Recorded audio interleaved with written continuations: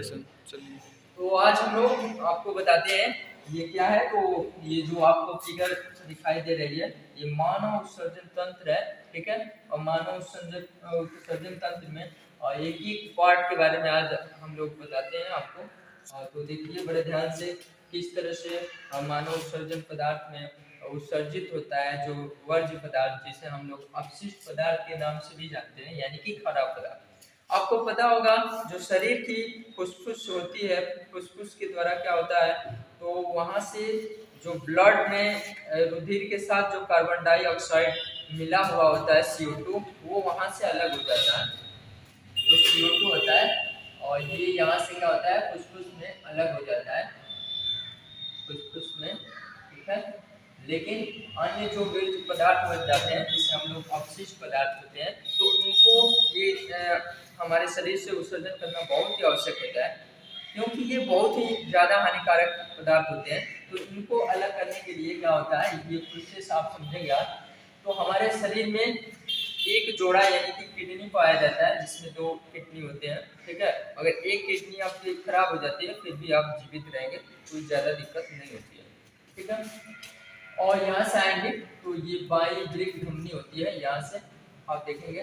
फिर एक और क्या पाया जाता है, इसमें बाया वृक्क पाया जाता है, ठीक है। और उसके नीचे चलेंगे जिसे हम लोग किडनी भी बोलते हैं, और यहाँ पे बाया वृक्क सिरा होता है, ये जुड़ा हुआ होता है यहीं पे, और इसमें एक महाधमनी भी होती है, ठीक है। तो यहाँ पे हमें मेन फैक्ट क्या जानना है, तो यही जानना है कि मानव शरीर में जो मूत्र का निर्माण होता है वो हमारे वृक्क में होता है। किसमें होता है, तो वृक्क में होता है। वृक्क जो होती है इस तरह के कूपनुमा गुच्छों से एक दूसरे से जुड़ी हुई होती है। ये क्या करती है, जो हमारे शरीर से वर्ज्य पदार्थ होते हैं यानी कि नाइट्रोजनी पदार्थ, जिसमें हम लोग क्या कर सकते हैं, नाइट्रोजनी पदार्थ जो क्या ये होता है, यानी कि नाइट्रोजनी पदार्थ को ये इसी को कर सकते हो अमोनिया, जो बहुत ही क्या है, ये बहुत ही ज़्यादा हानिकारक पदार्थ होती हैं। ये आने के बाद यहाँ पे ब्रेक में ये इसको चेंज कर देता है और इसमें बदल देता है तो यूरिया जो कि कम हानिकारक, बहुत कम होता है, इससे कोई नुकसान नहीं होता है, या यूरिक अम्ल में। और आप देखते होंगे यहाँ से बदलने के बाद और फिर ये छनता है, छनने के बाद यहाँ पे एक पाइप लगी हुई है, इसे आप कर सकते हैं, ये बाह्य मूत्र वाहिनी मार्ग होता है, जिसके माध्यम से ये जो मूत्र इस किडनी में बना हुआ होता है, इसके माध्यम से, इस पाइप के माध्यम से पहुंचता है मूत्राशय में। और मूत्राशय में क्या होता है कि एकत्रित होता है। एकत्रित होने के बाद ये आवश्यक होता है कि लगभग 2 से 3 घंटे में इसको बाहर निकाला जाए, नहीं तो फिर ये हानिकारक जो होता है ना, ये क्या होता है, यूरिया में जो चेंज हुआ होता है ये फिर से अमोनिया में चेंज हो जाएगा और फिर हमारे लिए बहुत ही नुकसानदायक हो जाएगा। इसलिए आपको एकदम जरूरी होता है कि ये इसको बाहर शरीर से किया जाए। और प्रत्येक 24 घंटे में अगर बात करें मूत्र का निर्माण कितना होता है, तो प्रत्येक 24 घंटे में प्रति व्यक्ति में लगभग 1.0 से लेकर के 1.5 लीटर यानी कि 1.5 लीटर मूत्र का निर्माण लगभग हो जाता है, ठीक है। और इतना विसर्जित भी होता है, क्योंकि जब निर्माण होगा तो उस विसर्जन भी होगा इसका, तो इसको हम लोग उत्सर्जन भी करते हैं इतना। आप कभी कभी देखते हैं जो रेलवे होता है, रेलवे के पास में या जो बस अड्डे होते हैं, वहाँ पे जो लोग जाते हैं और फटाक से क्या करते हैं, वहीं पे स्टार्ट कर देते हैं। तो उसके बाद से होता है क्या कि जब ये बाहर निकलता है वहीं पे रेलवे स्टेशन पर, तो उस समय बहुत कम बदबू करता है, ठीक है।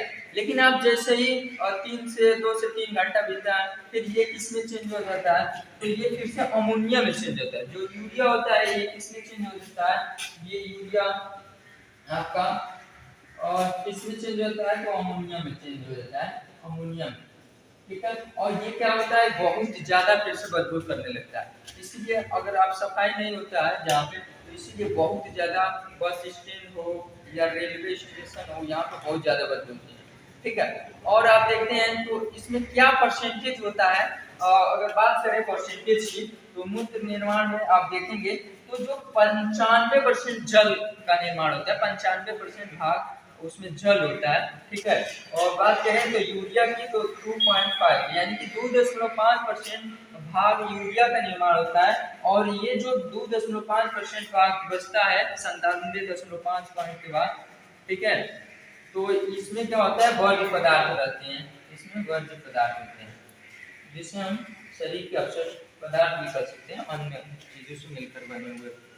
और ये जो आप देखते हैं कि मूत्र का रंग कैसा होता है, तो मूत्र का रंग पीला होता है, और किसके कारण होता है, तो यूरोक्रोम नामक पदार्थ पाया जाता है जो मूत्र को हल्का पीला करने का कार्य होता है, ठीक है।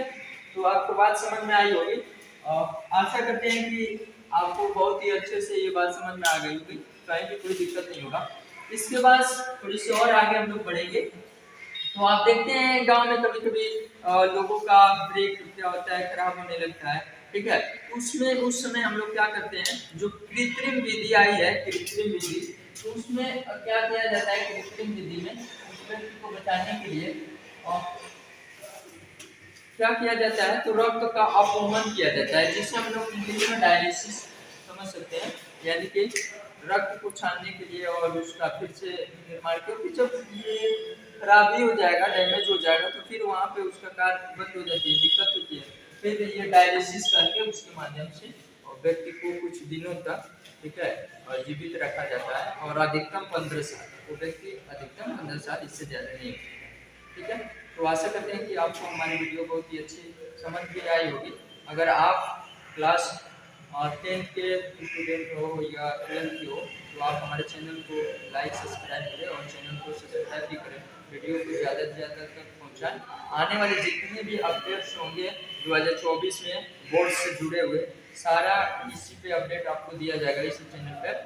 और जो आप अगर तैयारी नहीं करते हैं किसी फील्ड में, तो ये समझने के लिए आपके लिए बहुत ही बेटर होगा, क्योंकि हमारी क्लासेस बहुत ही कम समय में आप लोगों को इससे जुड़े हुए जो साइंस से क्लासेस है, मैथ से क्लासेस है, अलग अलग क्लासों का, चाहे वो और भी जो तैयारी वाली होती है उससे जुड़ी क्लासेस। अभी हमारा थोड़ी सी बात करें तो बीपीएससी में हमारा बहुत ही अच्छा मतलब आज जो नंबर भी था, ठीक है, और बीएड की वजह से थोड़ी सी दिक्कत हुई है, नहीं तो हमारा सिलेक्शन भी उसमें होने वाला था। तो ये बहुत सारे अनुभव भी हैं हमारे पास, कई सारे टीचिंग के एक्सपीरियंस है।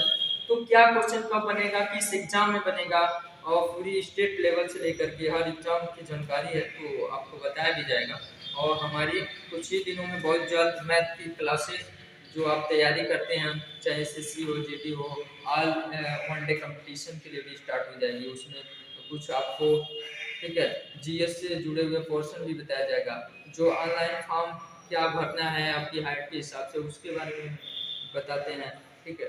तो इस तरह के सारे प्रतियोगी परीक्षाओं का भी आपको लाभ मिलेगा, ठीक है। तो धन्यवाद। हाँ।